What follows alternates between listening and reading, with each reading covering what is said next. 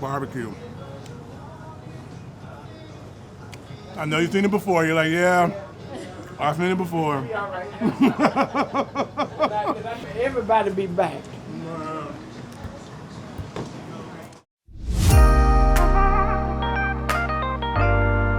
I'm Noel Burgess, a journalist and creator based in the San Francisco Bay Area. Buckle up as we jet off to dazzling destinations, dive into immersive experiences, and meet some seriously fascinating folks. From innovators shaking up industries to chefs whipping up mouth-watering masterpieces, wine experts spilling their secrets, and locals redefining cool. We'll uncover the richest of global cultures, one story at a time. So pack your curiosity and let's hit the road, because no matter where we're headed, together, we're always on our way. I have traveled to the state known as Virginia, known for lovers, but I am here at the James River in Richmond, Virginia. I can't wait to show you the town.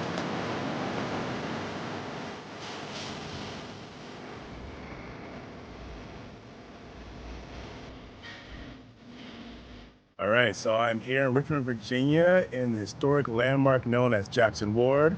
We're gonna walk around, take a look at some of the street art, and then I wanna head up and get some food at the legendary Mama J's. Follow me.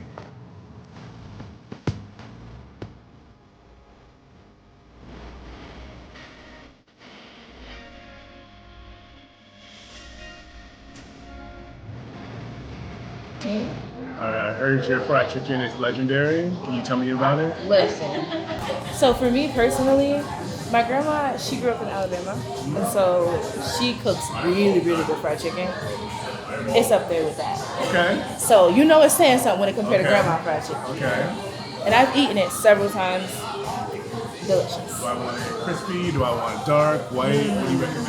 Like medium or what? I like white meat, Okay. but some people really like dark meat. I get mine fried a little extra hard, but that's the way I eat it. So that's the way I recommend it to all of my people. That's the way I'm gonna eat it. You recommend Sounds it? good. That's the way I'm gonna eat it then. All right then. Okay. And So we're doing the then, fried white. yes, and All collard right. greens for me. Oh, you're going all the way. Mm-hmm. And fried white and fried pork. I hope you like the chicken as much as I do. And I'll put you in a few minutes, The okay? only thing I like more is your nails. I mean, it's just, all right, so I'm finishing up here at Mama J's. I just had some fried chicken, some collard greens, which of course I had to put some hot sauce and apple cider vinegar as a true Southerner. Now we're about to head out down to the James River. I'm gonna work off some of this fried chicken and check out some monuments.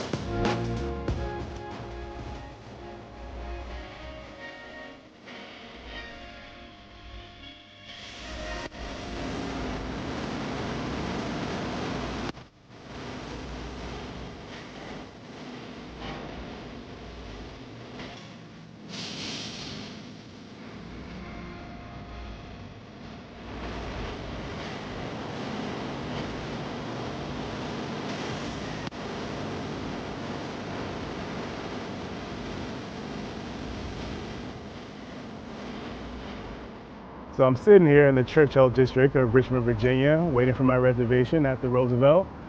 Really excited about getting in there and checking out some of that catfish. I've been dying for some catfish all day. Love the Southern cuisine down here. Gonna go inside, have a couple cocktails. Gonna have a conversation with Leah, their head chef, and hopefully not come out too waddly. All right.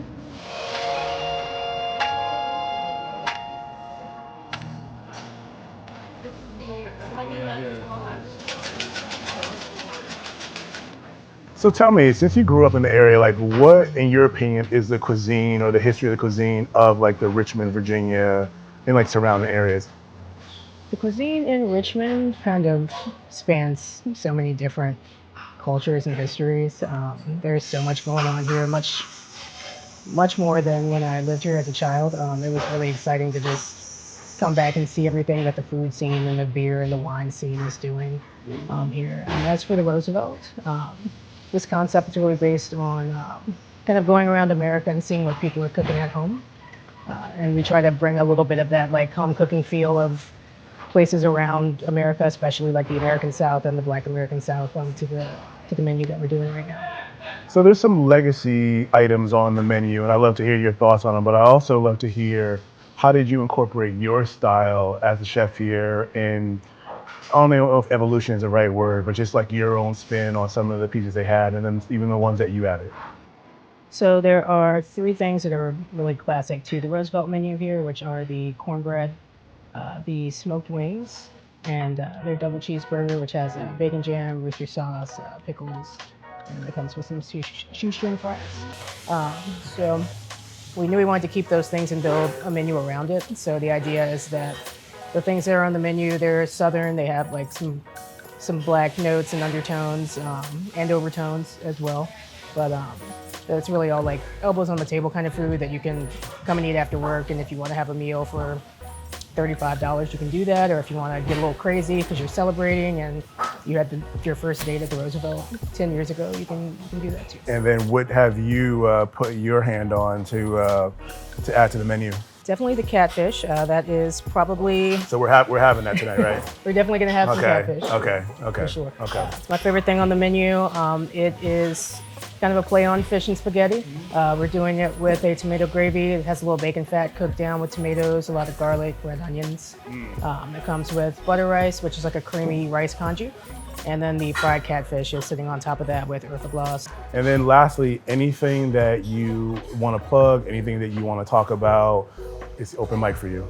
Yeah, Virginia is for lovers for sure. I would love to see more Black female chefs in the area. I would love for them to come cook in this kitchen with me and feel empowered to get out there and not feel intimidated by the kitchen culture that you might see on TV. The space is for you too.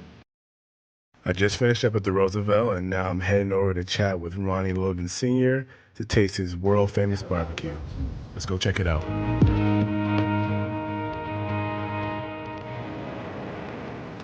Where's your passion for food come from? Like, was barbecue a big part of your childhood?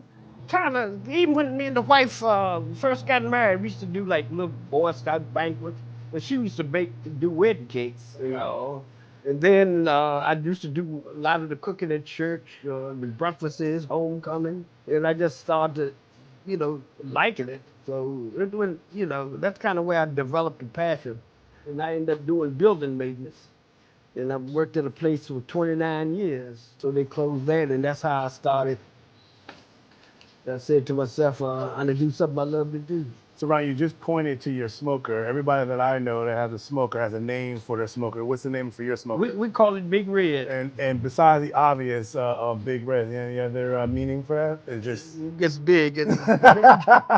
Big Red is 22 feet long and weigh about 4,000 pounds. Woo!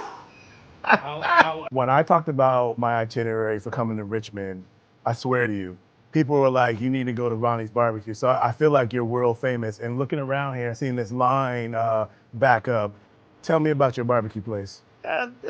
People like to feel like they're important or worth something. That's how I treat people, with respect, man.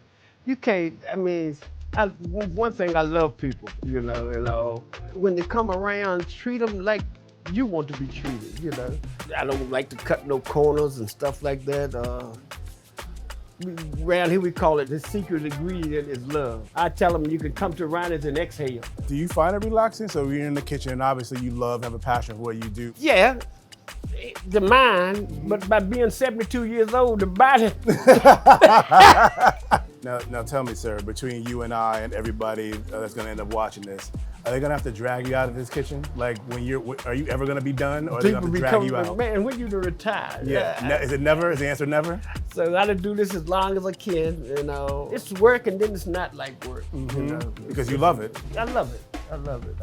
People bring me free wood for food. Even the porta john out there, we trade that for food. People are gonna come here now after seeing this. They're gonna travel the world to have Ronnie's Barbecue. What kind of barbecue can they expect in there? Well, we do a Carolina style pulled pork with a little hint of vinegar. Okay. And we do smoked chicken wings. Okay. And we do ribs, something like a dry rib, St. Louis style ribs. Okay. The wings are Ronnie's. That's my spin on them and my recipe. And the brisket, the same thing. The rub and everything I developed years ago. Kind of funny, I developed the rub by cooking I round. Really? Yeah, because at work, back years ago when you used to have like Ron Cole, you know, the rotisserie. Yep, I remember. You know, I didn't have one of them. I had the cheaper one. I had a Proctor Silent, mine done like this instead of that. Yeah. And I would try things, man, different rubs and stuff on it, and put that, and started cooking it, and then I said, shucks, let me try this on this brisket. Yeah, it seemed to have worked. Yeah, brisket, one of the biggest sellers we got. Now, Ronnie, what do you want your legacy to be when people remember you in this place, right? And the line that's forming as we speak right here, down the street, blocking traffic on this state road. Yeah. What do you want your legacy to be, sir? Just a regular old guy, love to cook barbecue and love to see people enjoy it. You know, and somewhere, like I said, they can come by and exhale. People that's looking at this, come to Verona in the eastern part of Richmond, Virginia, and come see me. Yeah, I mean, you ain't got to buy no barbecue, but just you can come see me. You know, but you know, if you want to eat something, come on and get you something. Come on down here and holler at Ronnie. Okay, and I will do it myself. Thank you very much, sir, for your time. Thank you very much.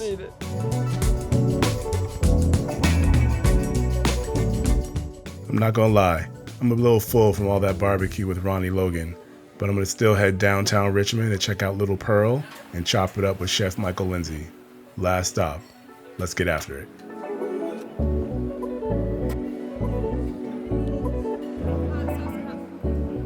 Where does your passion for food come from? Like, Sheesh, man. Food has always been a center point. Growing up in the South, I think is really a connective tissue. I went to college, I left, got a job at a local restaurant, scratch Italian spot, fell in love with it, man. And you know, the rest is kind of history. No culinary school, just kind of school of hard knocks, worked my way up. Girlfriend was pregnant, ended up being my wife, we had a kid. So you kind of pushes you to grow up quick, hold on to a job kind of deal. It was just a perfect marriage. Yeah. Lillie Pearl is your first baby. This is my first baby. Okay. Yeah. Okay. And then what we did was I built Buttermilk as a pop-up out of it. Okay. So Buttermilk and Honey took off itself, right? In that time. So it was easy for the next concept to be Buttermilk and Honey. So before we move on, I got a challenge for you, right? Yeah. Hopefully you want to play along. Yeah, absolutely. I need you to name all your restaurants as fast as you can in order of them opening.